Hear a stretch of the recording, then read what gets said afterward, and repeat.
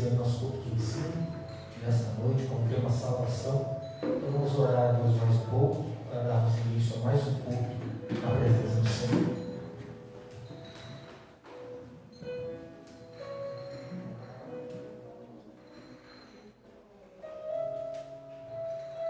Senhor, meu Deus e meu Pai, aqui estamos, Senhor, na Tua presença nesta noite. Queremos, ó Pai, Te glorificar, Te exaltar, porque o Senhor é bom, porque Tu és maravilhoso. Senhor Deus, obrigado por tudo que Tens feito por nós, ó Deus. Obrigado, Senhor, pelo Teu cuidado, pela Tua proteção, por Tua mão que tem sido conosco a cada dia. E até aqui, meu Pai, nós não temos sentido falta de nada, porque o Senhor tem suprido a nossa necessidade.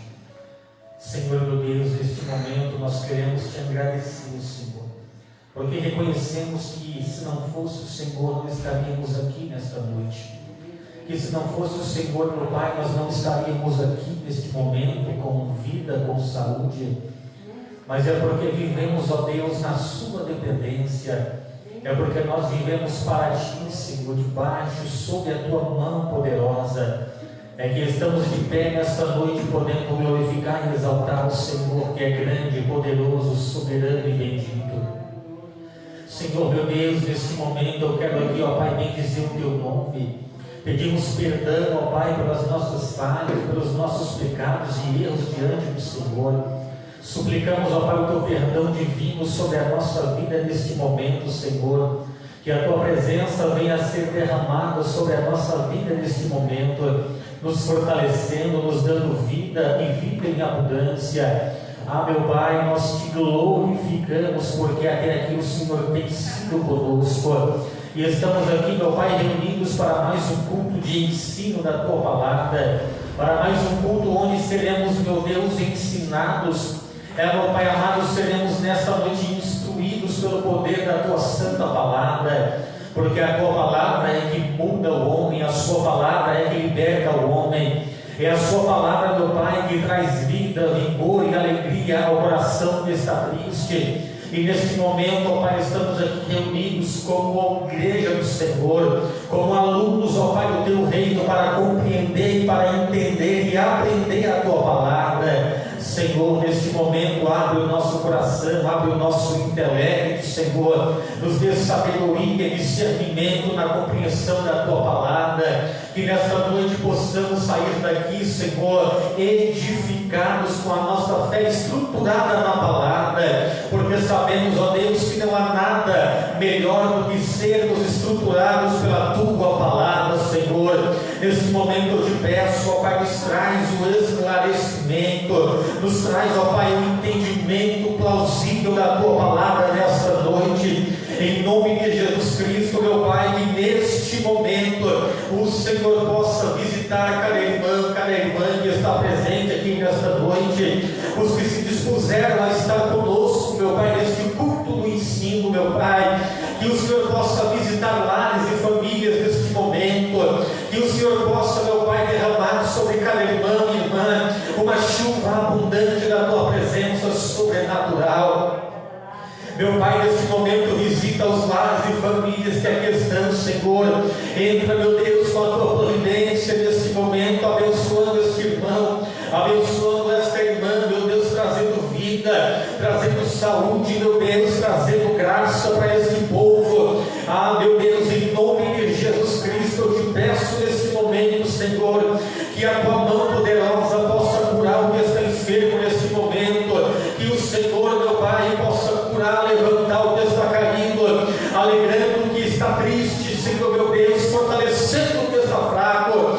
Ah, meu Deus, mas que nesta noite venhamos ser renovados por intermédio da Tua santa palavra. Ah, Deus, em nome de Jesus Cristo, Senhor, permaneça conosco em nosso meio, derrama do Teu poder, meu Pai, derrama da Tua glória, visita o nosso coração neste momento, Senhor. Como estamos aqui aprendendo, meu Pai, na escola bíblica dominical da carta aos Efésios, Senhor, que é necessário tomar toda a armadura de Deus, para que podemos, ó Pai, para que possamos revestir no dia mal. Então, nesse momento, ó Pai, estamos aqui pedindo ao Senhor revestimento de poder do alto, revestimento de poder do alto sobre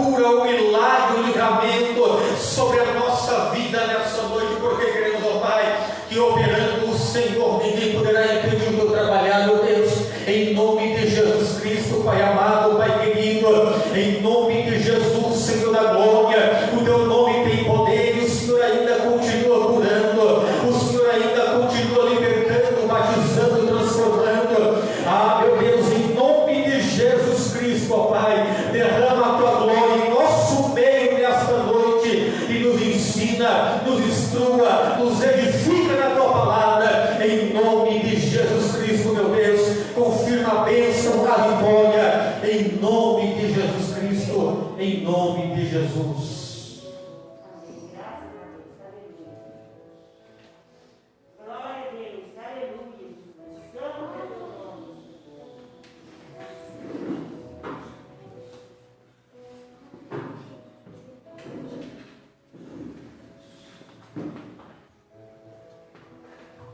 Graças a Deus. Meus queridos irmãos, quero mais uma vez saudá-los com a paz do Senhor Jesus. E também saudar os irmãos que estão conosco pela internet, pelo Facebook. Que Deus possa abençoar a tua vida abundantemente nesta noite de culto de ensino da palavra de Deus. Quero convidar aqui a pastora Poliana para estar louvando o Senhor esta noite com 2 hinos da harpa cristã. E estaremos dando início a este culto glorioso e ao culto de ensinamento da palavra do Senhor. Nós crescemos na oração e na palavra. Então hoje é um culto pedagógico, é um culto para nos ensinar, para nos instruir no caminho do Senhor. A pastora Poliana vai estar louvando o Senhor esta noite com 2 hinos da harpa cristã.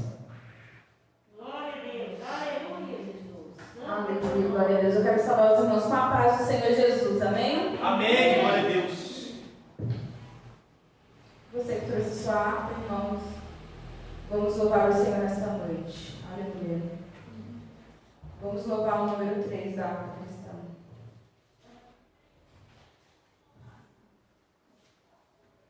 Glória a Deus, aleluia.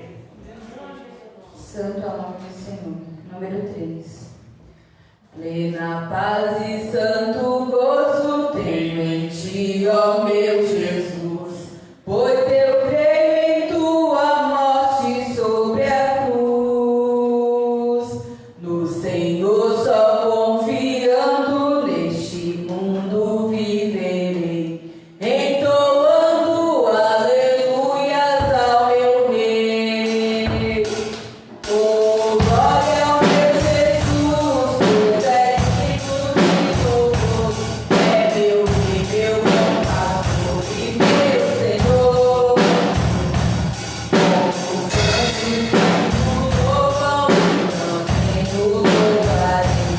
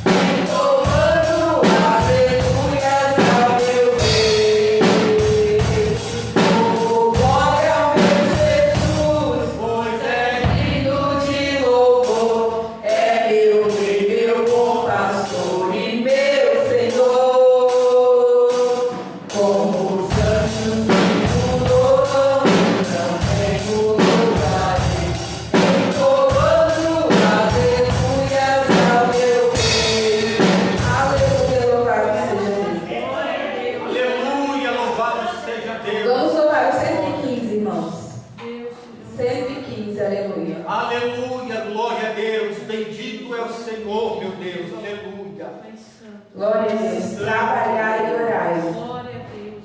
Aleluia. Eu quero trabalhar para o meu Senhor. Levando a palavra com amor. Quero eu cantar e orar. Finalzinha do Senhor. E orar na beirada e na vinha do Senhor. Meu desejo é orar e ocupar, eu quero estar finalmente do Senhor. Eu quero cada dia trabalhar. Escravos do pecado libertar, todos filhos a Jesus, nosso guia, nossa luz, e na vinha do Senhor. Meu desejo é orar e ocupar, eu quero estar finalzinha do Senhor. Eu quero ser obreiro de valor, confiando no poder do Salvador. Se quiseres trabalhar, acharás também lugar finalzinha do Senhor. Trabalhar e orar na beirada e na vinha do Senhor. Meu desejo é orar, ocupar, eu quero estar finalzinha do Senhor. Amém. Vamos dar as palmas para o outro nome do Senhor. Glória a Deus. Aleluia, Jesus. Santo é teu nome, Senhor. Aleluia. Glória a Deus. Aleluia. Graças a Deus. Amados, coloque de pé. Vamos fazer a leitura oficial da palavra do Senhor nesta noite ao nosso coração. Porque Deus, Ele é bom, irmão. Deus é maravilhoso. Estamos aqui porque Ele é bom. Em meio a tudo isso que estamos passando, podemos dizer sem medo e sem dúvida, até aqui nos ajudou o Senhor. Glória a Deus. E Aleluia. continua sendo conosco, porque Ele é fiel, porque Ele é maravilhoso. Vamos ler nesta noite a palavra de Deus na carta aos Efésios, capítulo 2. Carta aos Efésios, capítulo 2. Em diante. Graças a Deus. Carta aos Efésios, capítulo 2.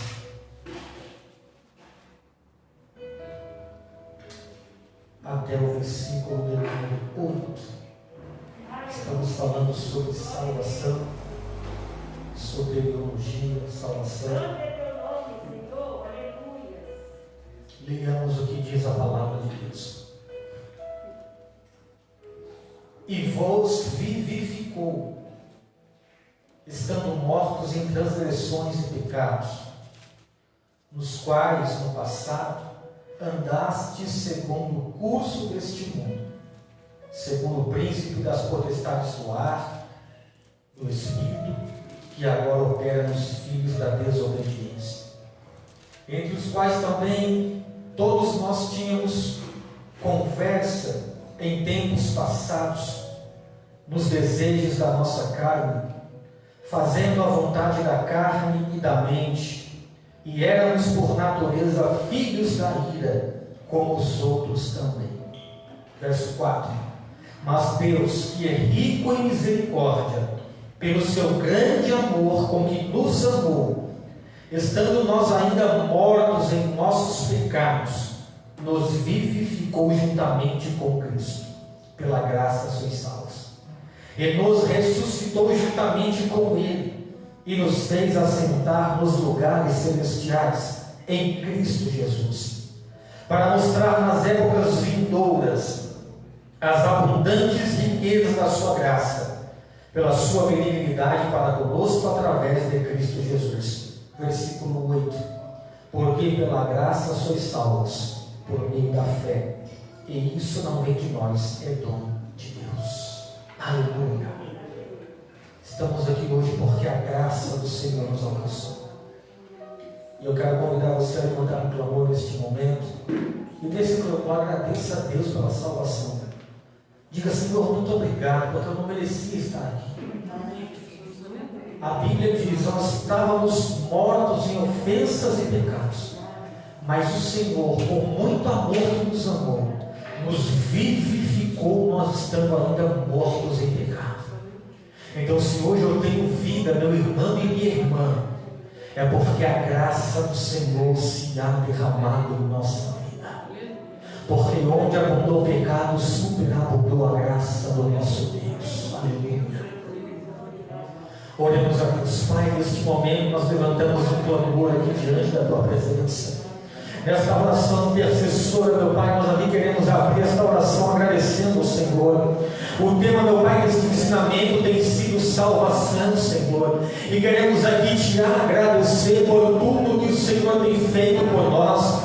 Obrigado pela Tua salvação, ó Pai, que alcançou a minha casa, alcançou a minha família, alcançou os irmãos que estão conosco nesta noite. Meu Pai, obrigado, porque se não fosse o Senhor estaríamos mortos em ofensas e pecados, ó Pai. Mas como diz a Tua palavra, porque Deus amou o mundo de tal maneira que deu seu único Filho, para que todo aquele que nele crê não pereça, mas tenha a vida eterna. Meu Pai, neste momento nós te agradecemos, ó Pai, por esta salvação gloriosa em Tua presença, porque o Senhor é grande e porque Tu és maravilhoso, ó Pai. Obrigado, ó Pai, neste momento nós apresentamos em Tuas mãos, ó Pai, cada irmão e irmã que está presente aqui agora. Visita o seu lar e família, Senhor. Essa enfermidade, ó Pai, que cai por terra nesta noite, que a Tua mão potente e poderosa venha guardar o Teu povo, meu Pai.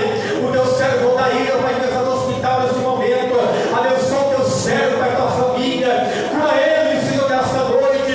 Abençoa o Teu filho, ó Pai, e dá saúde para ele, em nome de Jesus, ó Pai, porque cremos que operando, Senhor, ninguém poderá impedir. Então nessa noite, ó Pai, eu profetizo a cura, a alegria do Espírito Santo, em nome de Jesus. E quem crê, aplauda o Senhor, porque Ele é maravilhoso.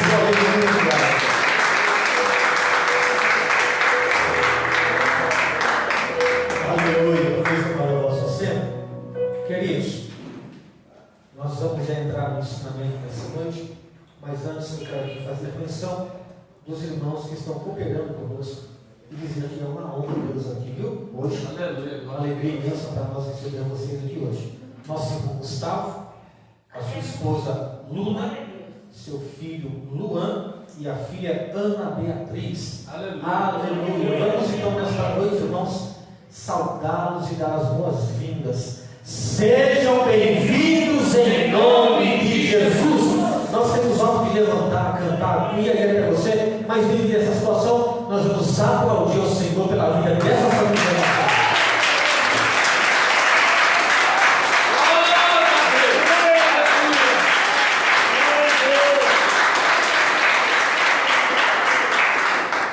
Sejam bem-vindos, tá bom? Uma honra ter vocês aqui nessa noite. Fiquem à vontade para adorar o Senhor. E hoje estamos aqui falando sobre salvação. Pastor Alexandre, já pode tomar uma oportunidade para ganhar tempo, né? Porque tem muito assunto bom para falar. Fique à vontade.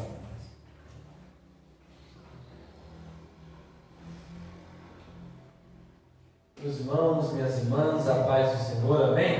Amém. Estamos felizes de estar novamente na casa de Deus, nesta noite, para aprendermos um pouco mais da inerrante palavra de Deus. Que Deus abençoe a cada irmão que se prontificou a estar aqui esta noite. para aprender a palavra de Deus. Porque, como eu coloquei lá no grupo dos obreiros, sem pão não tem como se alimentar, irmãos.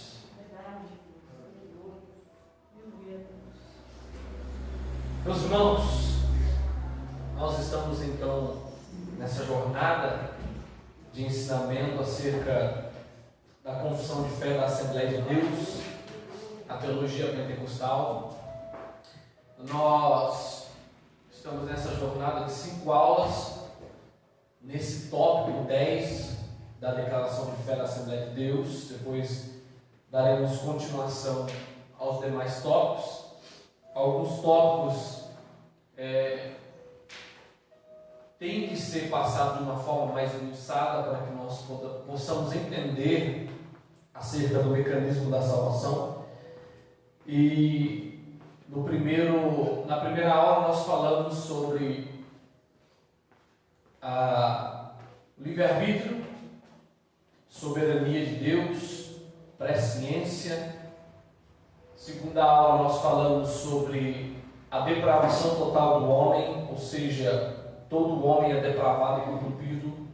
O homem sem Deus é obscuro, o homem sem Deus, ele não quer fazer o bem, ele não faz o bem. E a própria Bíblia diz que não há um justo sequer, não há quem faça o bem, não há quem busque a Deus, se não houver uma iniciativa de Deus. A aula de número 3, nós falamos sobre a graça, algo que foi lido aqui pelo pastor Carlos, sobre a graça preveniente, essa graça que previne, essa graça que antecipa, essa graça que prepara, essa graça que vai ao encontro do homem, porque sem essa graça o homem não consegue enxergar Deus. Então nós vimos essa graça preveniente, nós vimos essa graça que é resistível, ou seja, ela não tem uma irresistibilidade, essa graça ela pode ser resistida pelo homem. Acerca do livre-arbítrio, nós frisamos que o livre-arbítrio ele é restaurado para as coisas espirituais, porque o homem nasce depravado, então ele não nasce com escolha, ele já nasce no pecado, na condenação, na concupiscência da sua carne. Mas todavia essa graça que prepara, que auxilia o homem, ela é uma graça que vai, de uma forma metafórica, tirar essas escamas dos olhos do homem para as coisas espirituais, vai conseguir enxergar o que é bom e o que é ruim, e a partir disso tomar uma decisão. Nós falamos também sobre a palavra sinergismo na teologia pentecostal. Ela fala do sinergismo, ou seja, da cooperação de Deus e da cooperação do homem. Mas nós vimos também que o sinergismo, na sua literalidade, ele significa 50%, 50%. E nós sabemos que o homem não tem 50% na sua salvação. 99,9999% é Deus, o mínimo possível é do homem. Então é por isso que existe uma outra palavra técnica que se chama monergismo, com um fator de resistibilidade, ou monergismo condicional. Deus vem, o homem tem esse certo fator de resistibilidade. E hoje então nós vamos falar sobre predestinação e eleição. Um assunto muito complexo, polêmico, São duas coisas que nós não tem como negar. É bíblico. A eleição e a predestinação está na Bíblia. Ela é narrada no Novo Testamento com muita veracidade no livro dos Efésios, na carta de Paulo aos Romanos. Para os irmãos terem ideia, a palavra eleito, ela aparece mais de 200 vezes no Novo Testamento, sendo 26 vezes apenas na carta de Efésios. Então é algo que é bíblico, é algo que Deus fez na sua eterna soberania. Primeiramente nós vamos ver então as traduções, o que significa a predestinação, o que significa a eleição, O que significa a eleição, pastor? Eleição significa literalmente escolha. Existem algumas outras traduções secundárias, metafóricas, mas a tradução literal de eleição é escolha. Então, o que é a eleição divina? É a escolha de Deus. E aí você já pode começar a pensar algumas coisas, né? Mas pastor, Deus escolhe pessoas para salvar? Como que funciona isso? Nós vamos entender esse mecanismo. Nós vamos entender esse mecanismo a partir desse momento, tá? E o que é predestinação? Então nós já vimos a tradução da palavra eleição. O que significa eleição? Escolha. E o que significa predestinação? A palavra predestinação vem do grego prorizo, denotado algo anterior, determinado, predestinado. Ou seja, significa então que Deus decidiu alguma coisa antes dela acontecer. Ou seja, a glorificação de seus filhos. Então o que é predestinação? Predestinação é uma ação anterior, ou seja, Deus ele consegue determinar algumas coisas antes dela acontecer. E aí já começa os nó e os fios começam a dar curto-circuito na cabeça, né, irmãos? Mas calma aí, vamos galgando de passo a passo que você vai entender. Então nós já conseguimos entender o significado da palavra eleição, escolha. E o significado da palavra predestinação, que significa determinação anterior. Ou seja, Deus determina de antemão aquilo que Ele sabe que vai acontecer. Olha lá, as doutrinas bíblicas da eleição e da predestinação estão entre as mais mal compreendidas pelos cristãos nos nossos dias. O primeiro é mais comum, é o erro de confundir eleição com predestinação, ou seja, muitos teólogos, muitos estudantes da Bíblia Sagrada nos dias atuais, eles tendem a colocar a eleição e a predestinação como a mesma coisa, mas não é, são coisas diferentes, são duas coisas distintas. Olha lá, são coisas totalmente diferentes, mas estão inteiramente ligadas. Porque as duas envolvem o quê? A salvação. As duas envolvem a salvação. Eu posso já começar a fazer alguma pergunta, se alguém quiser se manifestar. Irmãos, nós estamos aqui para aprender. Então não tenha medo se você erguer a sua mão e estiver errado.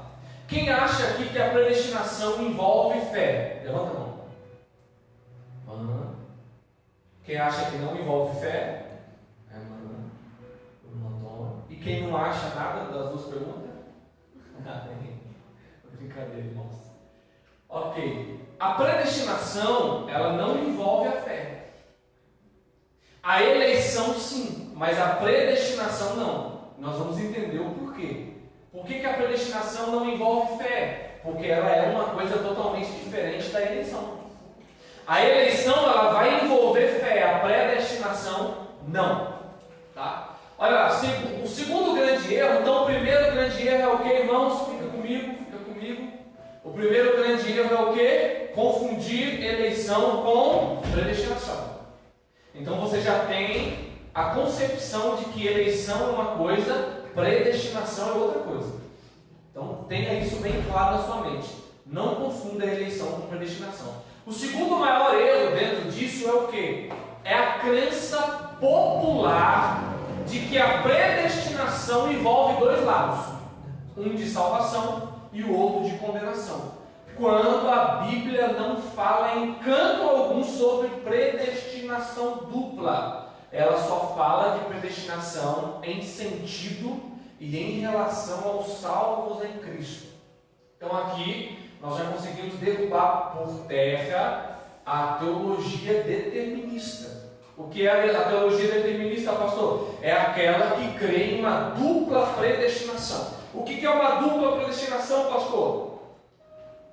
Que Deus vai predestinar algumas pessoas para o céu e vai predestinar algumas coisas para o inferno, ou algumas pessoas para o inferno. Ou que Deus vai predestinar algumas pessoas para o céu e o restante está predestinado ao inferno.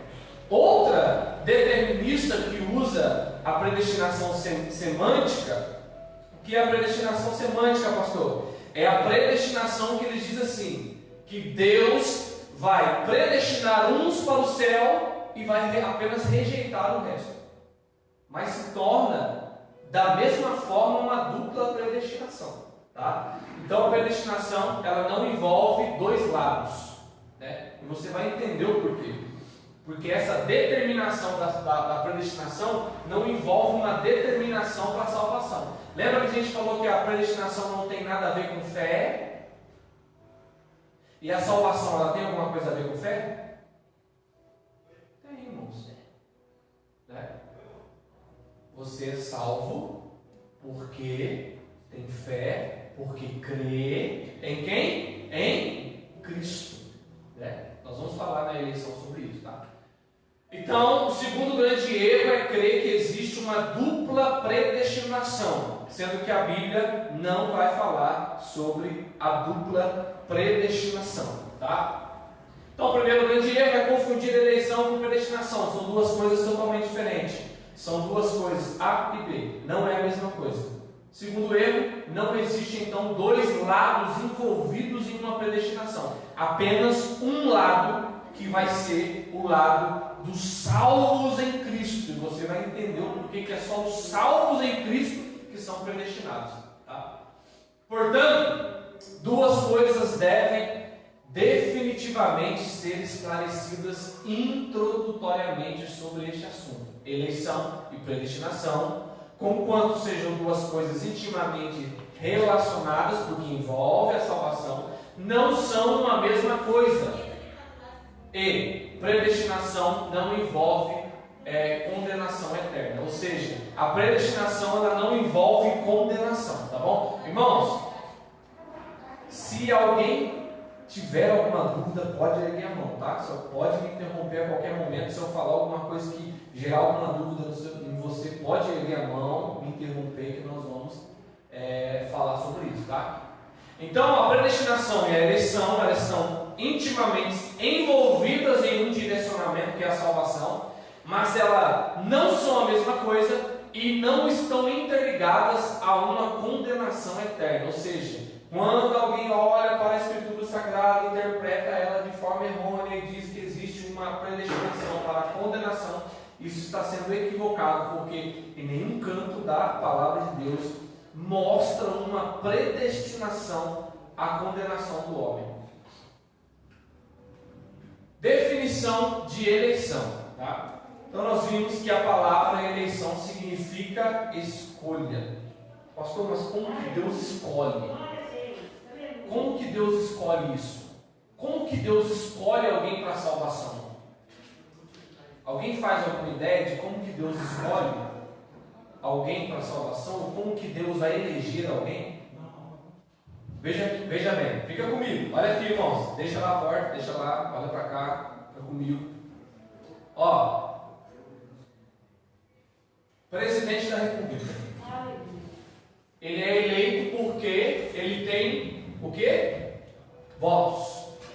Ele tem votos. Então a população vota e ele é eleito. Então ele é escolhido. Ele é escolhido porque ele apresenta um projeto. E nós temos ciência no projeto dele, se ele vai cumprir ou não, amém. Mas a gente está usando aqui uma metáfora. Nós temos conhecido o projeto dele, e a partir desse conhecimento prévio do projeto dele, ou de tudo que a gente já acompanhou da vida do candidato, enfim, né? Tem gente que vota por votar, tem gente que realmente vota consciente. Então você vai escolher, você vai ver o que ele já fez, o que ele não fez. E por esse pré-conhecimento do candidato, você vai escolher ele vai alcançar um número de votos e vai ser eleito. O eleito, então, ele é o escolhido. Olha lá, no que consiste a diferença entre a eleição e a predestinação? Ela consiste no fato de que eleição significa escolha, quando predestinação tem a ver com um fim dado aos escolhidos. Já começa a ficar um pouco mais claro, né? Eleição significa escolha, predestinação predestinação significa o fim dado aos escolhidos. Por isso que não tem como ter uma predestinação dupla, uma predestinação para o inferno. Por quê? Porque a predestinação, ela é o resultado das pessoas que são salvas, que são eleitas. Você está predestinado a algum lugar. Por quê? Porque você foi salvo. Tá? Então olha lá, tem a ver então com a escolha do fim dado aos escolhidos. A eleição é um ato pelo qual Deus escolhe homens para si mesmo.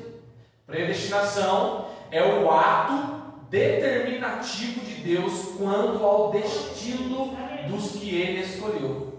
A eleição é a escolha graciosa de Deus daqueles que estão em Cristo para formarem seu povo. Nós já vamos abrir esses textos. Predestinação é o propósito determinativo por Deus desde a eternidade para seu povo. Então veja, o que significa a palavra propósito? Aquilo que está consumado, aquilo que está determinado. Então o propósito de Deus para a igreja é o céu. Então a igreja ela está predestinada ao céu. Então veja que a predestinação é o fim. Os eleitos, os salvos. Qual é o fim deles? Predestinados ao céu. Mas nós vamos ver também que a predestinação ela vai muito além disso. Irmãos, alguém abre para mim Efésios 1:4 e outro 1 Pedro capítulo 2, versículo número 10. Efésios capítulo de número 1.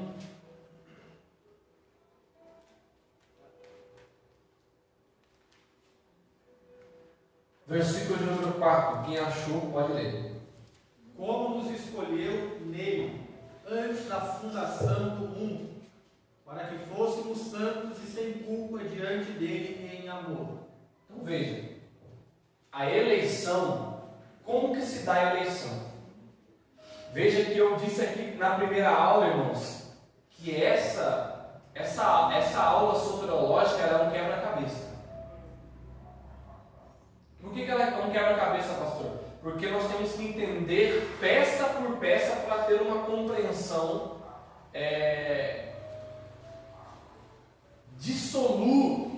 que vai diluir dentro do nosso coração, ou seja, é algo que nós vamos absorver, claro, como água. Então veja bem, lembra que eu falei no começo sobre a presciência de Deus? Eu vou voltar porque tem muita pessoa que não estava aqui.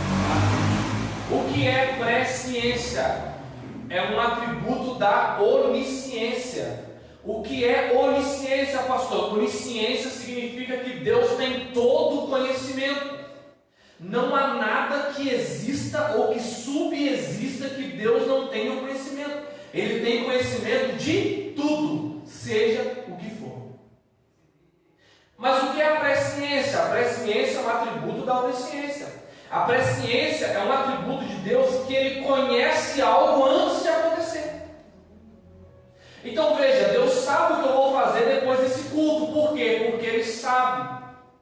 Então veja que Deus não determinou o que eu vou fazer depois do culto, mas Ele sabe o que eu vou fazer depois do culto. É diferente. É por isso que a teologia determinista, ela crê que Deus vai determinar. Ela crê que Deus determina que eu vou fazer isso aqui agora. Deus determinou.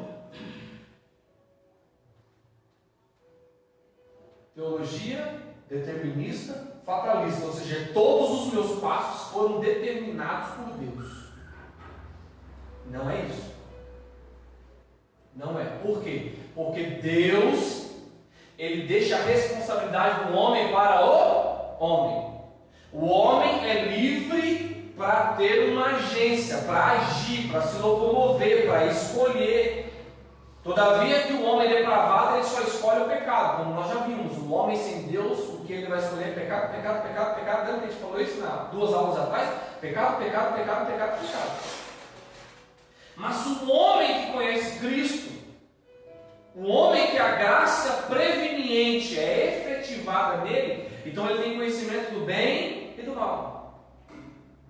Então esse homem que a graça preveniente agiu sobre a vida dele e regenerou o seu livre-arbítrio de forma espiritual, esse homem sim, ele é condenado pelos seus atos. Pastor, mas o homem depravado, ele também é condenado pelos seus atos. A Bíblia chama o homem sem Deus, é um homem morto em pecados. Então veja que é um homem que nasce já morto.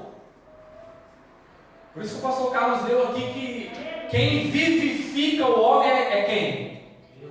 Deus. Cristo. Somos vivificados nele. Ou seja, o homem sem Cristo está morto nos seus pecados. Mas o homem que tem Cristo o justifica pelos seus pecados. Lembra que a gente falou sobre a graça? Aí Jesus diz: você merece a morte, eu mereço a vida. Por quê? Porque eu não pequei, você pecou. Então vamos trocar de papel? Isso é graça, irmãos. Eu vivo a sua morte, você vive a minha vida. Isso é graça. Glória a Deus. Cristo morre pelos nossos pecados. Aleluia. Então veja que a eleição, como que ela é dada então a eleição? É pela presciência de Deus. Vou fazer uma pergunta, eu quero que você levante a mão. Todo mundo, irmão, vamos interagir. Quem aqui acha que Deus já sabe quem vai ser salvo? Levanta a mão. Quem aqui acha que Deus já sabe quem são os salvos? Quem aqui acha que Deus não sabe quem são os salvos? A maioria foi esmagadora, né? É claro que Deus sabe quem vai ser salvo. Ele tem todo o conhecimento. E Apocalipse vai dizer: eu sou o Alfa, eu sou o Ômega, eu sou o princípio e eu sou o fim. Se Ele é o começo e Ele é o fim, Ele sabe o começo, Ele sabe o meio, Ele sabe o fim. Só que o fato dele saber o começo, ele saber o meio, ele saber o fim, ele vai de alguma forma determinar, porque se Deus determina eu ser um pecador e eu não ter a oportunidade de conhecer a verdade, quem é o causador do pecado? É o homem ou é Deus? Se Deus olha para mim, Alexandre, e diz assim: olha, eu não vou te dar a chance, Alexandre, de você conhecer a verdade, você se libertar, de você conhecer o meu filho. Por quê? Porque eu não quero. Eu sou arbitrário, eu sou seletivo, eu não quero. Não é assim. Veja que eu falei da graça universal. O que é a graça universal? Quem estava na outra aula sabe. Aquela graça que quando Jesus Cristo disse na cruz do Calvário: está consumado. Aquela graça foi emanada para toda a humanidade. É por isso que a salvação é universal. Deus deu o seu único Filho para que todo aquele que nele crê, é todo, não é alguns, são todos. Aí tem alguns textos usados pela teologia reformada, né, que diz assim: mas a Bíblia vai dizer que Jesus disse que só vem a ele os que o Pai enviar. Mas lembra que a gente viu a palavra no grego? O que significa? No original, a palavra enviar, a palavra trouxer, aqueles que o Pai trouxer a mim. A palavra trouxer no original significa atrair, não é forçado. Deus não vai forçar ninguém, ninguém roubou na mão de Deus. Então é por isso que o homem, John Wesley, já vai dizer que o homem, ele é punido, condenado pelos seus próprios atos. Não é Deus que determina o homem ser pecador, é a natureza do homem. Ou seja, os seus atos são as suas escolhas. Ok? Então, como é a eleição? A presciência, então, nós já chegamos em uma conclusão de que Deus conhece tudo, Deus conhece quem vai ser os salvos. Então, quem são os eleitos? Aqueles que perseverarem até o fim. Quem são os eleitos? Aqueles que Jesus, desde a fundação do mundo, lembra que a Bíblia vai dizer que o Cordeiro de Deus foi imolado desde a fundação do mundo, antes da fundação do mundo? Então os eleitos são esses. Os eleitos são esses. Eu ia fazer uma pergunta aqui, eu ia atropelar a aula da semana que vem. Quase saiu. É porque a gente fica empolgado, né? Olha, então o eleito, ele é eleito porque Deus conhece. A irmã Luna era eleita. Por quê? Porque Deus conhece que a partir do momento que ela for atraída pela graça, que ela tomar a decisão de servir a Cristo, ela vai caminhar, ela vai passar por luta, ela vai passar por tribulação, ela vai passar por enfermidade, ela vai passar por A, passar por B, por diversas circunstâncias, mas em momento nenhum ela vai fazer o que diz a Escritura aos Hebreus, ela nunca vai apostatar da fé, ela vai fazer como Paulo disse: acabei a carreira. O missionário já falou no fundo lá. Ela vai concluir a jornada dela. E Jesus conhece, Jesus sabe. Por quê? Ela em momento nenhum vai parar a sua jornada, a sua trajetória. Então o eleito, ele é eleito segundo a presciência de Deus. É o que está escrito aqui em Efésios. Como também nos elegeu nele. E nós vamos falar aqui mais para frente sobre o porquê que nós somos eleitos nele. Porque essa eleição também ela tem uma condição. Ela tem uma condição. Até postei no meu status hoje. Nós não somos salvos para ser eleitos. Nós somos eleitos para ser salvos em Cristo Jesus. Existe uma diferença. Eu não sou salvo para ser eleito. Eu sou eleito porque eu sou salvo em Cristo Jesus. Então existe uma condição para ser um eleito de Deus. Existe uma condição. 1 Pedro 2, 9 e 10. Quem achou para dizer? Mas sois a geração eleita, o sacerdote real, a nação santa, o povo adquirido, para que anuncie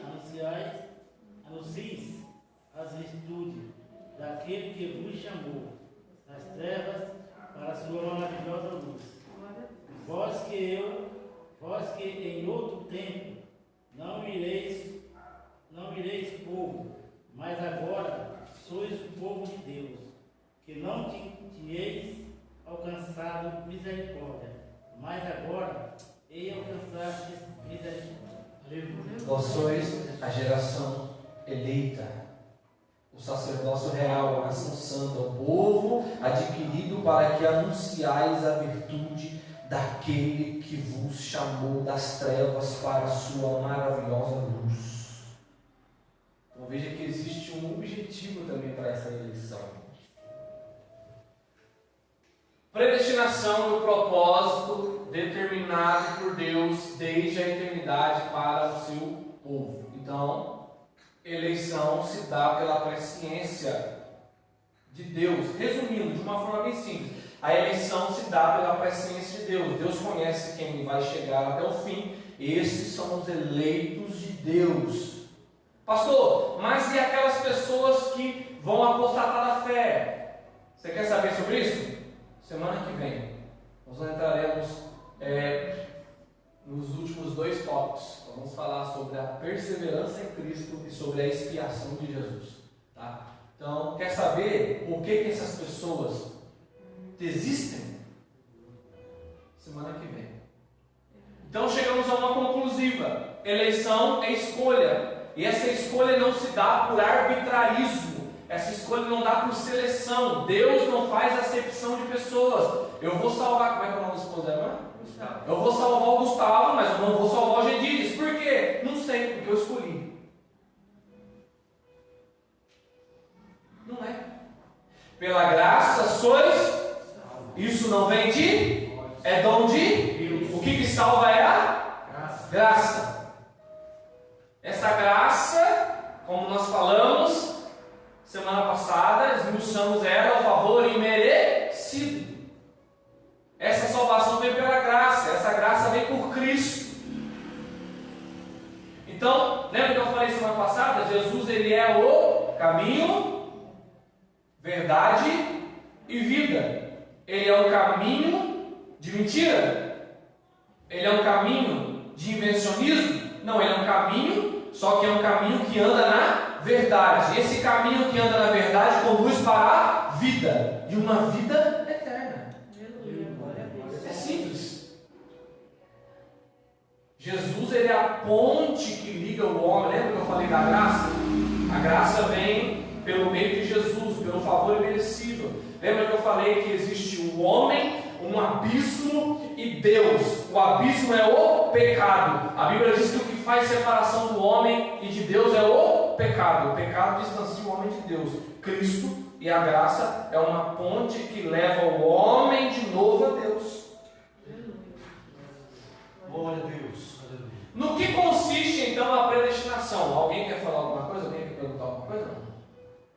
Está claro? Os irmãos estão entendendo? Está claro? É meio técnico, irmãos. Às vezes é meio chato mesmo.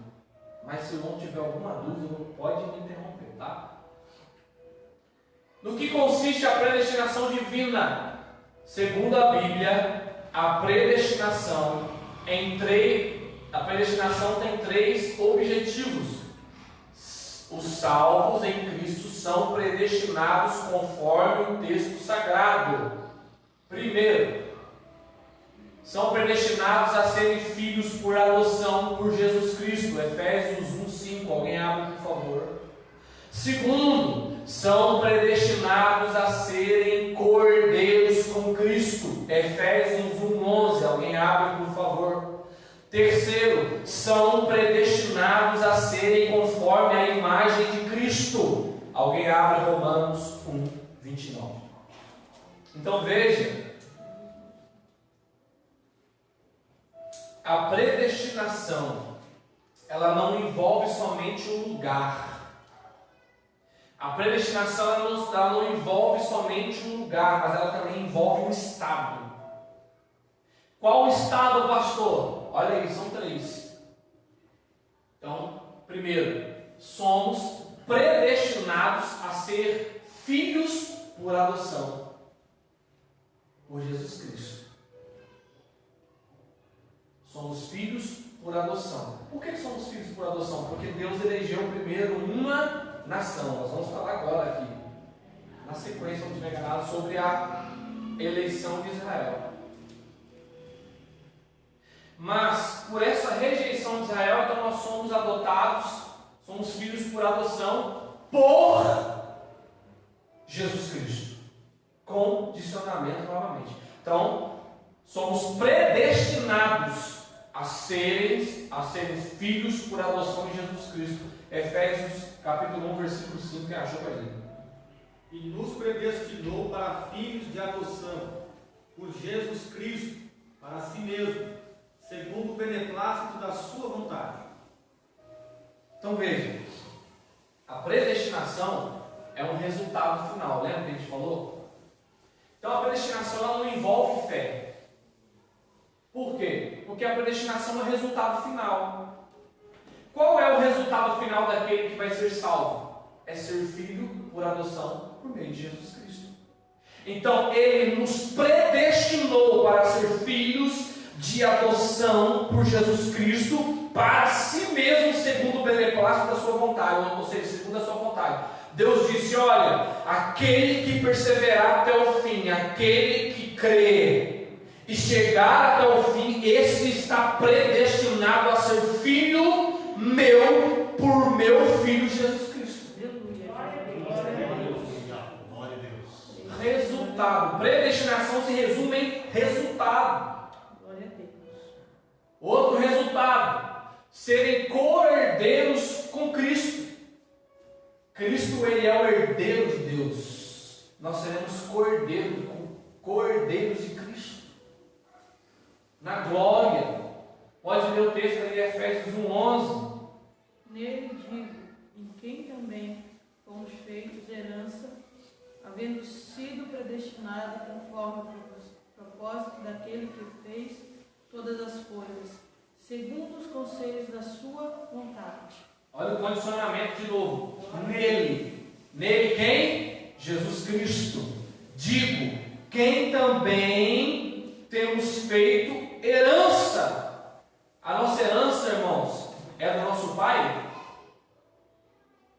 Nosso pai que comprou uma casa casinha, comprou um carro, e quando ele for embora, ele vai deixar aquela casa, aquele carro para mim. Essa é a minha herança? A minha herança está em Cristo. Somos co-herdeiros com Ele. Herança, qual é a minha herança? Missionária aluna, é o céu. Lugar que Deus preparou para mim e para você. Lá é a nossa herança. Uma herança que o tempo não vai desfalecer, que a traça não vai comer, que a ferrugem não vai danificar essa herança. Nenhum homem pode tomar de nós, nem demônio, nem anjo. Por quê? Porque aqueles que perseverarem até o fim são predestinados a seres co-herdeiros juntamente com Cristo. Aleluia. Glória a Deus. Predestinação, resultado final. Glória a Deus. Aleluia. Terceiro, os que perseverarem até o fim estão predestinados a ser conforme a imagem de Cristo. Isso é forte demais. Abre o texto Romanos 8, 29. Quem achou pode ler. Porque as cidades conheceu também os predestinou para serem conforme a imagem de seu filho, a fim de que ele seja o primogênito entre muitos irmãos. Glória a Deus. Porque os que dantes conheceu. Aleluia. Louvado seja Deus. Deixa eu achar a palavra aqui que eu anotei.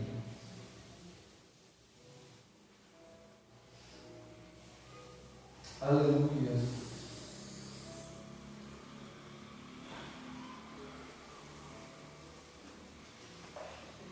O que dantes conheceu, essa palavra, o que dantes conheceu, no grego, no original é prognosco.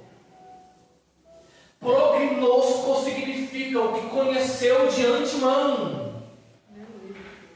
Ou seja, Deus de antemão, ou seja, presciência, Ele conheceu antes da fundação do mundo os salvos, e esses salvos foram predestinados. Olha o que o texto diz: porque o dantes conheceu, também os predestinou. Então Deus conhece primeiro para depois predestinar. E essa predestinação é o que? Seremos conforme a imagem de Deus, em um corpo glorificado, em um corpo incorruptível, em um corpo de glória.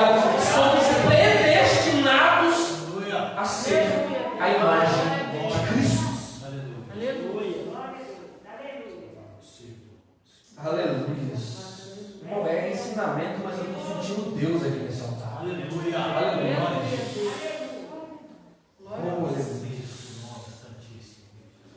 Então veja, esses são os três princípios da predestinação.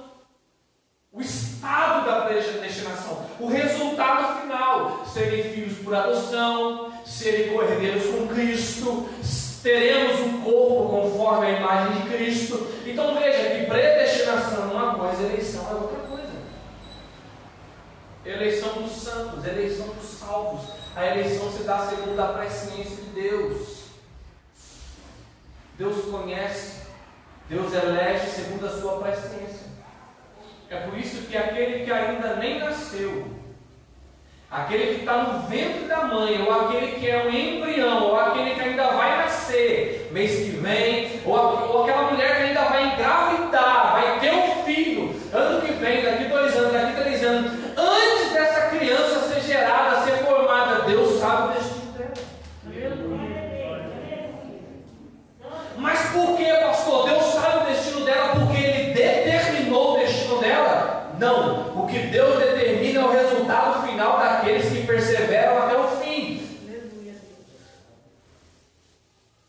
Mas por que Deus sabe o destino dela? Porque ela tem as suas escolhas, e pelas suas escolhas ela é julgada. Irmãos, é simples. É simples como os deterministas caem por terra, irmãos. É claro, a Bíblia é clara. Eles tentam provar essa dupla predestinação que não tem na Bíblia. Porque eles envolvem uma predestinação com um resultado final Mas essa determinação é fatalista. E o que nós enxergamos nessa predestinação é uma determinação final de recompensa.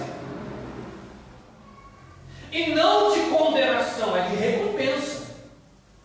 Os que chegarem até o fim serão o quê? Filhos por adoção. Os que chegarem até o fim serão o quê? Cordeiros de Cristo. Os que chegarem até o fim serão o quê? Conforme a imagem de Cristo. Então veja, a Bíblia não fala de capa a capa, você pode procurar, irmãos. Mas procura na Bíblia e no livro, por favor, não vai para o Dr. Google. O Google ele gera informação, ele não gera conhecimento. Saiba disso. Fontes confiáveis. Tá? Então veja, Deus, Ele sabe o destino final do homem pelas suas consequências. Olha como que a teologia determinista cai por terra. Deixa eu te dar um exemplo. Eu tenho aqui um celular. Um celular aqui na minha mão. Nosso irmão Antônio é o juiz. O celular está aqui. O pastor Carlos é um crente. O irmão Antônio é o juiz. O irmão Antônio vai vir aqui, vai pegar o meu celular, vai colocar na mochila do pastor Carlos. Foi ele que pegou? Foi decisão dele pegar? Mas o que vai acontecer? O irmão Antônio, sendo juiz, ele, por vontade própria, quis condenar o pastor Carlos. Então veja, ele determinou a condenação dele, mas ele escolheu? Ele teve chance de se defender? Não. O celular apareceu ali, ele deu a sentença condenada. Deus não age dessa forma. Deus não olha para o homem e diz assim: eu vou te condenar porque eu quero te condenar. Porque a Bíblia diz que, pastor Carlos, a Bíblia diz que o desejo de Deus é salvar a todos. Glória a Deus, aleluia. Eu desafio alguém que está assistindo pela internet, que está aqui na igreja, a mostrar um texto na Bíblia de Deus com parcialidade na salvação. Todos os textos são claros dizendo, Ele quer salvar a todos. E todos, para você ter ideia, o texto lá, e Deus amou o mundo do original ali é cosmos, é tudo que tem no mundo. Aleluia, Jesus. Glória a Deus. É todos, não é apenas os eleitos, por arbitrariedade, não. Somos eleitos pela nossa fé em Cristo, uma condição de crer em Cristo, e somos eleitos porque Deus conheceu de antemão quem chegaria até o fim. É simples. Então veja que o determinismo cai por terra em todas as áreas quando ele é confrontado com as Escrituras Sagradas. O teólogo holandês Jacob Arminio, ele já diz: não existe um escrito por um homem ou por vários homens que não possa receber um exame crítico pelas Escrituras Sagradas. A própria teologia vai dizer que o centro da teologia, vocês vão aprender aqui com o pastor Carlos, né? Na bibliologia, introdução bíblica, que o centro da teologia é o que, pastor Carlos? A Bíblia. Não é um livro, é a Bíblia. Nós julgamos um livro pela Bíblia. Não é a Bíblia. A Bíblia é o centro de tudo, ela é inerrante. Como até eu estava conversando com o pastor Carlos, ele disse: o professor erra. O professor erra, porque ele pode interpretar de uma forma que a Bíblia não está dizendo. Mas a Bíblia não erra. Olha lá, como podemos ver, a predestinação à luz bíblica não tem por objetivo a fé. Não define se alguém vai crer ou não crer, ou seja, não é a predestinação que vai definir se a irmã missionária Maria vai crer ou não. Não é a predestinação, por isso que a predestinação não tem nada a ver com fé. Eu vou predestinar para Maria que ela não vai crer em Cristo. Predestinação fatalista, antibíblico. Não. Então quer dizer que eu dou a fé apenas para aqueles que eu quero dar a fé. Não. Então, a predestinação não define se alguém vai crer ou não. E não tem a ver com o lugar. Lembra que eu falei para vocês que ela não tem a ver com o lugar, mas com o estado?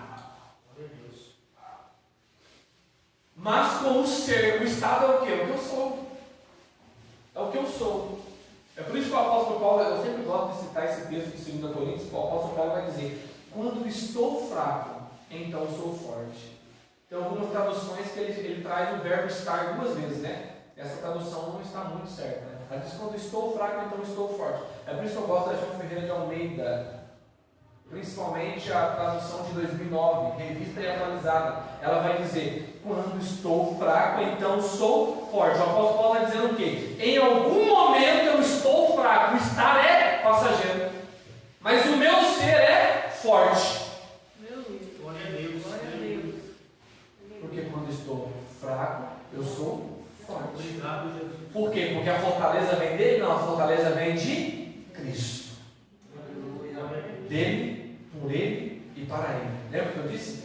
Dele, fonte. Por ele, motivação. Para ele, resultado. São todas as coisas. É dele, por ele e para ele. Trata-se da definição divina daquilo em que aqueles que estão em Cristo se tornarão ao final. Ou seja, a predestinação, ela é simplesmente aqueles que estão em Cristo no final são predestinados a isso, como nós vimos ali atrás. Outro detalhe é que, como já foi adicionado, não há nenhum versículo na Bíblia que relacione condenação eterna alguma com predestinação. Então você não acha na Bíblia Deus predestinando alguém para o inferno. Tá bom, irmãos? Alguma dúvida? Alguém quer falar alguma coisa? Alguém quer acrescentar alguma coisa? Nós já estamos caminhando para o final, tá, irmãos? A palavra grega traduzida por predestinar, nós já lemos ali no começo, né? É prorizou. Só aparece 6 vezes no Novo Testamento, né? Ao contrário de eleição, que aparece 200 vezes, eleição no Novo Testamento, predestinação no Novo Testamento aparece apenas 6 vezes. E nunca está relacionado à dupla predestinação. Ela não está relacionada a predestinar o homem para o inferno. O termo predestinação não é usado em sentido de escolha. Lembra que a gente falou? Escolha é eleição. Predestinação é Deus determinar algo antes de acontecer, né? É predeterminado alguns dentre um grupo, mas apenas diz respeito ao propósito estabelecido para o grupo que já foi escolhido. É exatamente neste último sentido que vemos a predestinação bíblica. Como já vimos, predestinação na Bíblia não tem a ver com escolha, mas com o destino dado àqueles que foram escolhidos. Simplesmente isso. Alguém diz assim: não, a predestinação é que Deus escolhe alguns para salvar. Não. Deus escolhe alguns para salvar? Escolhe. Mas isso é eleição. Mas a eleição é arbitrária? Não. Ele escolhe porque ele conhece, ele sabe. Esses são os meus eleitos. Esses vão chegar até o fim. Tá? A escolha é uma coisa, a predestinação desses escolhidos é outra coisa bem diferente. E é essa predestinação, volta a frisar, não diz respeito a lugar, mas a se tornar algo, porque a definição de lugar já foi feita na eleição, que não se dá arbitrariamente mais em Cristo. Irmãos, coloquei várias vezes aqui nos slides para você entender. Predestinação não tem nada a ver com lugar, não tem nada a ver com predestinado ao céu, predestinado ao inferno. Não, predestinação é resultado final. Somos predestinados ao céu? Sim, por quê? Isso foi uma escolha, é uma escolha. Deus determinou que quem chegar até o final, através da escolha da eleição, vai desfrutar da predestinação. Tá? Amém? Entendido isso, veremos agora 6 verdades fundamentais para entender corretamente a doutrina bíblica da eleição. São elas: A doutrina da eleição começa com a eleição de Cristo. Cristo é o eleito da igreja. 2. A eleição de Cristo envolve sequencialmente a eleição de Israel. Você vai entender o porquê. A eleição de Cristo e de Israel culmina com a eleição da igreja. A eleição da igreja é cristocêntrica. A eleição da igreja com a de Israel é corporativa e condicional. A eleição de indivíduos ocorre na Bíblia apenas em relação ao chamado ministerial. Tá bom? Já estamos terminando, tá? A doutrina da eleição começa com a eleição de Cristo. Isso aqui é beabá, né, irmãos? A Bíblia, a base da doutrina da eleição é Cristo. Cristo, a eleição de Israel é dada, a eleição de Israel e da igreja começam com a eleição de Cristo. Não por acaso, ele é designado no Antigo e no Novo Testamento, né? Como o eleito, o escolhido, porque Cristo é o eleito.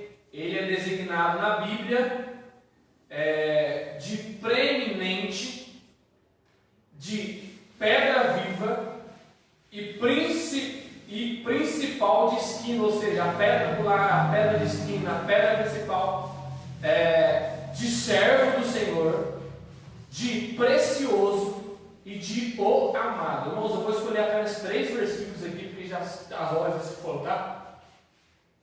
Alguém abre para mim Isaías 42, 1. Alguém abre para mim Mateus 12, 18. E alguém abre para mim em 1 Pedro 2, 4 e 6. Isaías 42, 1. Mateus 12, 18. E 1 Pedro 2, 4 ao 6. Pode ler? Pode ler. Eis aqui meu servo, a quem sustento, meu eleito, em quem se compraz a minha alma. O meu espírito sobre ele, juiz produzirá entre os gentios. Então veja, Isaías manifestando a eleição de Cristo por Deus, né? Isaías 42, 1.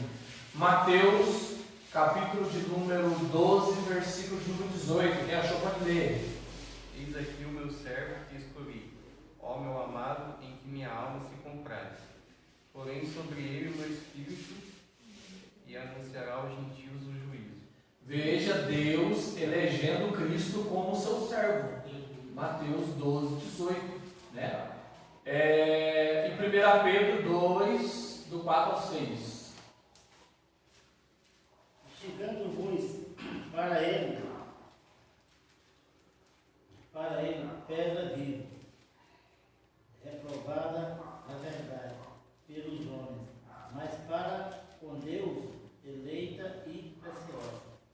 Vós também, como pedras vivas, sois edificados casa espiritual e sacerdócio santo, para oferecer sacrifícios espirituais agradáveis a Deus por Jesus Cristo. Pelo que também na Escritura se contém, eis que ponho Sião e pedra principal das esquinas eleita e preciosa, e quem nela crê não será confundido. Amém. Veja que num versículo só a gente conseguiu ver a pedra viva, o principal de esquina, o precioso, né? E aqui de novo, Mateus 12, 18, né? Deus chamando ele tanto de eleito quanto o amado, tá? Vamos correr um pouquinho, porque eu tenho 12 minutos, tá? Após a eleição de Cristo, então ficou claro que Cristo ele é o eleito de Deus. O que significa a palavra Cristo? Ungido. O ungido de Deus. Ou seja, ele é o eleito, ungido, né? Quando você é ungido a um cargo ministerial, você foi eleito naquele cargo, você foi escolhido para aquele cargo, né? O que significa a palavra eleição? Escolhido. O pastor Carlos foi ungido a pastor. Ele foi eleito a pastor. Por quê? Porque ele foi escolhido por Deus para ser um pastor. Tá? Então, após a eleição de Cristo, precisa da eleição de uma nação. Por que precisa da eleição de uma nação? Porque por uma nação virá quem? Cristo. Então Deus precisou eleger uma nação para que Cristo viesse por ela. Olha lá, após a eleição de Cristo, Deus precisava eleger uma nação, um povo através do qual o Messias viria, e de que seria também um canal de Deus para a transmissão da mensagem divina ao mundo, preparando o caminho para a chegada do Salvador. Então veja que Israel foi o povo eleito, escolhido por Deus para que o Messias, o Mashiach, viesse deles, e não somente isso, mas através desse povo começa a ser propagada a palavra de Deus, através do povo de Israel, né? Depois ali você vê que de Israel vem os gentios, e assim por diante, tá? Olha aí, daí se dá a eleição de Israel. O texto bíblico que fala diretamente sobre essa escolha, alguém abre aí, Deuteronômio, capítulo 7, versículos 6 ao 8. Essa escolha, segundo o texto de Deuteronômio, não se deu por base em mérito, ou seja, não é mérito de Israel ser escolhido por Deus, tá? Mas por amor, com base no juramento que Deus fez aos fiéis servos Abraão, Isaac e Jacó. Pode ler, quem achou?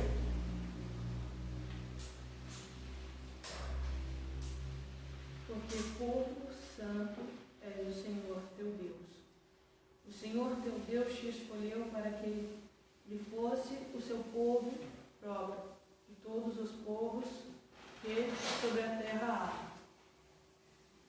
O Senhor não tomou prazer em vós, nem vós escolheu, porque a vossa multidão era mais do que a de todos os outros povos, pois vós eleis menos em número do que todos os povos, mas porque o Senhor vos amava e para guardar o juramento que jurara aos vossos pais.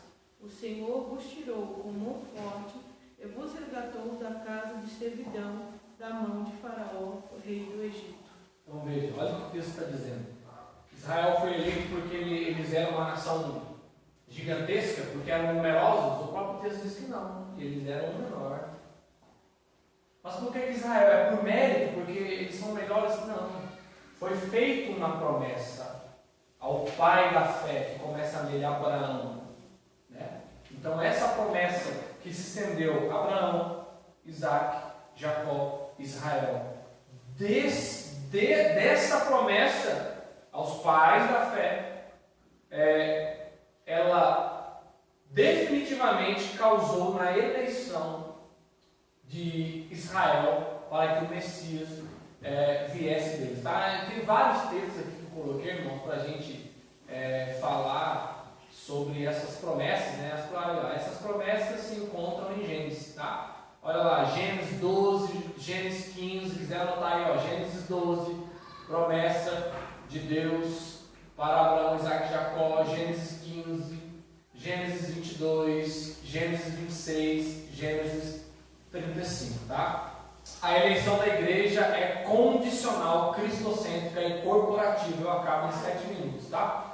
Se o propósito da eleição de Israel era trazer o Salvador ao mundo, ou seja, Deus elegeu uma nação porque ela era melhor? Não. Por uma promessa feita aos pais, Abraão, Isaac e Jacó, e por essa promessa, o propósito central era que o Salvador, o Mashiach, o Messias, né, o Emanuel, viesse através dessa nação, tá?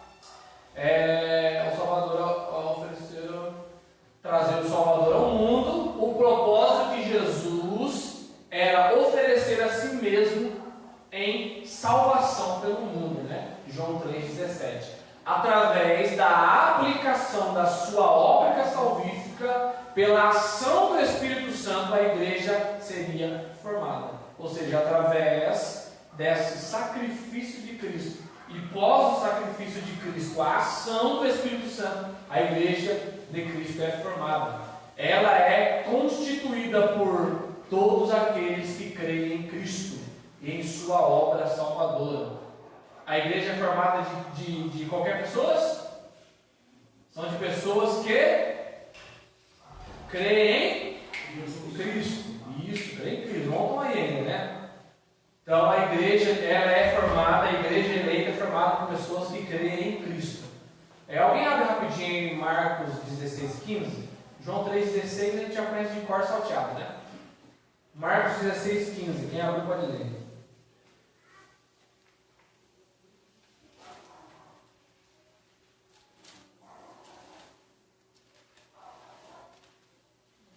E disse-lhes: ide por todo o mundo, pregar o evangelho a toda criatura. Toda criatura. Olha o que diz a sequência do texto. Quem crer e for batizado será salvo. Quem, porém, não crer será condenado. Ou seja, a igreja é formada por quem? Crer. Essa é a forma que Deus estabeleceu para que seu povo fosse formado. O sacrifício de Jesus Cristo é a fé nele. Ou seja, a escolha se dá em Cristo. A eleição de um povo para Deus está em Cristo. Isso que a Bíblia quer dizer quando afirma que o eleito de Deus, Jesus, quando a Bíblia fala o eleito de Deus, quem é? Jesus é o cabeça e nós somos a igreja. Os que crer, ou seja, os que cremos nele, ou os que crêem nele, somos o seu corpo. Isso significa que somos eleitos também por extensão, justamente por estarmos nele, o amado. Ou seja, a nossa eleição, ela é uma extensão da eleição de Cristo. Tá? Efésios 1:6. Eu vou abrir aqui rapidinho. Efésios 1:6. Para louvor e glória da sua graça, pelo qual nos fez agradáveis a si no amado. Ou seja, para o louvor da glória de quem? De Deus, e da graça de Deus, pela qual nos fez agradáveis a si mesmo no amado. Quem é esse amado? Cristo. A eleição, então nós vemos aqui, irmãos, já estamos encerrando, esse eu acho que é o último slide, ou penúltimo slide. Então a eleição, ela se dá pela presciência. E essa eleição não é de qualquer maneira, é uma eleição condicional. Qual é a condição da eleição, irmãos? Qual é a condição da eleição?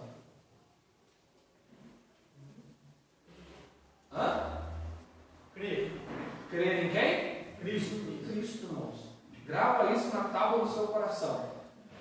A condição de ser um eleito é crer em Cristo. Glória a Deus. A eleição de Deus, ela está condicionada em Cristo. Ou seja, Cristo não é um elo da corrente apenas. Ele não é algo que teve que acontecer corriqueiramente na história. Ele não é isso, irmãos. Cristo, ele é a centralidade da salvação, porque é salvo somente por Cristo. A eleição é condicionada nele. Por isso que nós vemos toda vez que eleitos nele, eleitos por ele, os que conheceu de antemão e assim por diante, tá? Eleição de indivíduos. Agora nós vamos falar sobre a eleição de indivíduos. A eleição de indivíduos na Bíblia ocorre apenas em relação ao chamado ministerial. Deus, sabemos que determinadas pessoas lhe seguirão segundo o seu propósito e que Ele tem em vista serem realizados, escolhe alguns indivíduos para exercerem função ministerial específica de relevância em seu reino. Foi assim, por exemplo, com Jeremias e com Paulo. Ou seja, a eleição de indivíduos. A eleição, então, irmãos, ela é... Toda vez que a Bíblia fala de eleição, ela vai falar no conjunto, ela vai falar eleitos, ela não vai falar eleito. Quando a Bíblia fala de eleito, é uma pessoa que foi eleita ministerialmente, ou seja, Paulo foi eleito para ser apóstolo. Por quê? Porque Deus sabia que quando Deus chamasse ele, ele iria até o fim. Paulo, ele sofreu naufrágio, ele foi chicoteado, ele foi açoitado, ele foi jogado de uma muralha, ele pregou em cima de um lombo, de um dromedário, de um camelo, de um cavalo. Paulo, ele passou miséria, ele passou fome, da mesma forma que ele teve fartura, mas em todos os momentos Deus sabia que em nenhum momento ele ia recuar, ele ia desistir do ministério dele. Então quando Deus tinha ciência disso, Deus disse, ele vai ser eleito para ser o apóstolo dos gentios. Jeremias, ainda jovem, né? Senhor, eu sou uma criança, mas Deus sabia que Jeremias iria conduzir o seu ministério de forma excelente. Então Deus elegeu Jeremias para ser profeta, tá bom? Então a eleição de indivíduos ela dá somente ao chamado. Essa chamada é um ato soberano de Deus. Tem vários versículos que não vai dar para a gente ler. Ele é quem escolhe, nomeia, capacita e envia. Tá? Vários versículos aí. Ele chama a quem quer. Para aqueles que estão em Cristo, estão destinados a fundação do mundo. Todas aquelas bênçãos listadas em Efésios 1, 2 e 3. Que bênçãos são essas, pastor? Lê Efésios capítulo 1, 2 e 3. A quem não quiser estar em Cristo, ou seja, aqui entra o livre-arbítrio para as coisas espirituais, estão destinados à perdição. Foi Deus que determinou essas pessoas estar destinadas à perdição, irmãos? Não. Elas fizeram isso por livre escolha. Se você estiver nele, seu destino é o céu. Se você não estiver nele, o seu destino é o inferno. O critério é estar nele, como afirma Paulo. Deus nos elegeu para que fôssemos santos e irrepreensíveis diante dele. É por isso que alguém um dia disse para mim assim: não, se nós estamos em Cristo, nós estamos predestinados ao céu, mas se não estamos em Cristo, estamos predestinados ao inferno.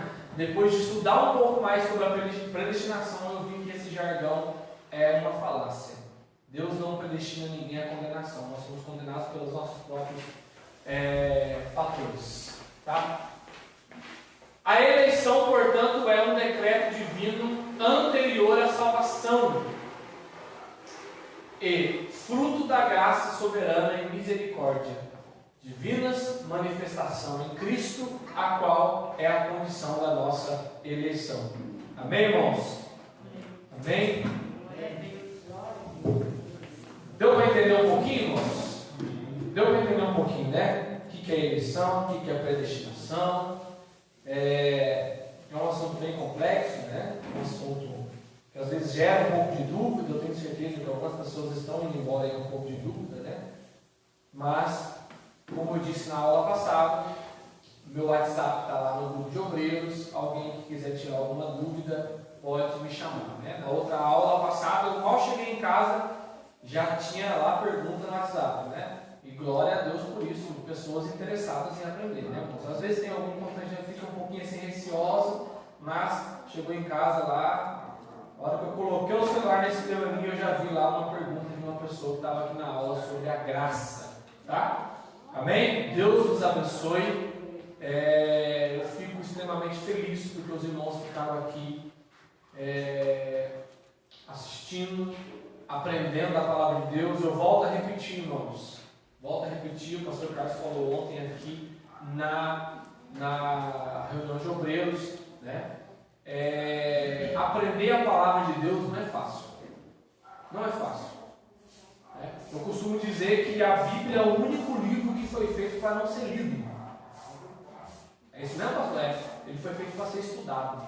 E estudo, irmãos, é algo que é cansativo, é exaustivo, né? Para montar essa aula com os irmãos, eu estou desde segunda-feira. Acordo às 7 da manhã, fico até às 10 para as 9, a hora que está 10 para as 9 eu vou para o serviço. Na hora do almoço eu volto, fico ali 35 minutos na frente do computador continuando. Quando chego do trabalho, 7h30, 8 horas, vou para a frente do computador, fico ali até 11h30, meia-noite, termino ali e vou embora dormir, né, irmãos? Então, para se montar uma aula de 1 hora, a gente fica todo esse tempo aí estudando. Hoje mesmo ali, o meu parceiro de trabalho está ali, eu estava lá, hoje, desde as 9 da manhã, lendo. Para o quê? Para entender e explicar para os irmãos. Então, o estudo da palavra de Deus, irmão, é difícil, é sacrificoso, não é fácil, mas é gratificante. E a Bíblia vai dizer que por falta de conhecimento, o Deus, com D minúsculo, desse presente século, enganaria os homens. Então, irmãos, temos que estudar a palavra de Deus. Eu quero dar os parabéns a todos os irmãos que estão aqui hoje, pela sua paciência em aprender a palavra de Deus. Amém? Deus os abençoe. Glória a Deus. Ensino gostoso, né, irmãos? Aula abençoada, realmente muito profundo. Aproveite isso aí, suga, aprende mesmo, porque isso aqui é fundamental para a nossa fé. E o que eu acho interessante, pastor Alexandre, que na linguagem forense criminal, plantar uma prova em um local de crime com a intenção de culpar alguém, isso é crime. Plantar uma prova ali para culpar alguém, Deus não é criminoso. Nosso Deus é amor. Glória a Deus. Eu lembrei disso aí na hora que você falou para mim. Louvado seja Deus por isso, tá? Depois que terminar essa sessão de soteriologia, dedique um tempo, transforma isso aqui em PDF, tá bom? Para os irmãos que quiserem estudar com mais detalhe depois, tá? A gente vai converter isso em PDF e mandar para cada um que tiver interesse em aprender mais, tá? Se coloque de pé, vamos estar orando nessa noite, também ofertando. Oferte a Deus com alegria, aquilo que Deus colocar no seu coração, não por força nem por violência, porque Deus ama aqui dar com alegria. Amanhã tem oração aqui das 8 às 9 da manhã. Estamos em uma campanha de 40 dias de oração. Efésios 3, versículo 14. Por esta causa eu me ponho de joelhos. Então, vem orar conosco aqui. Vai acabar dia 3 de julho essa campanha de 40 dias aí direto. E acabando ela, vai entrar outra em nome de Jesus, tá? Porque o crente tem que orar e tem que viver da palavra também. Então venha clamar conosco amanhã. E amanhã fechou o comércio no centro. Eu vou estar aqui com vocês orando. Glória a Deus por isso. E amanhã tem culto à tarde também, tá, irmãos? Tarde da bênção, amanhã das 15 às 17 horas. Tarde da bênção aqui, que vai ser uma glória. Domingo pela manhã, às 9 horas, é o encerramento do trimestre da Escola Bíblica Dominical. Irmãos, vai ser bom demais, tá? Vem participar conosco aí. Faltou muita gente hoje. Alguns irmãos estão aí. Um dos nossos obreiros está no hospital, já oramos para que Deus possa visitá-lo. Mas faltou quase a igreja inteira hoje, no todo de ensino. Mas vamos estar intercedendo uns pelos outros. Tá? Domingo, na EBD pela manhã, vamos ter uma aula gloriosa e depois do café da manhã, daquele jeito bem legal, para a gente fechar o trimestre aí, em nome de Jesus. Tá? E domingo falaremos sobre Efésios capítulo 6, a armadura de Deus. Então, vem aí que vai ser uma lição muito boa na Escola Bíblica Dominical. E domingo à noite, culto da família, 19 horas, culto da família. Vai ser uma bênção, tá? Um culto de louvor, oração e palavra de Deus para a nossa vida. E só lembrando que quarta-feira, irmãos, vai começar uma campanha aqui poderosa. Quarta-feira já é julho, né? É isso mesmo. Quarta-feira que vem agora, vai iniciar uma campanha aqui, tá 5 quarta-feira. Vai estar conosco aqui na quarta-feira o pastor presidente nosso, pastor Moreira, abrindo a campanha com o tema lá em Mateus 21, 22. E tudo que pedir de oração, crendo e recebereis. Então, vem com propósito, vem com objetivo que Deus vai te dar vitória em nome de Jesus, tá bom? Oremos a Deus. Senhor, meu Deus, obrigado, ó Pai, por esse culto glorioso, pela tua presença aqui neste lugar, Senhor.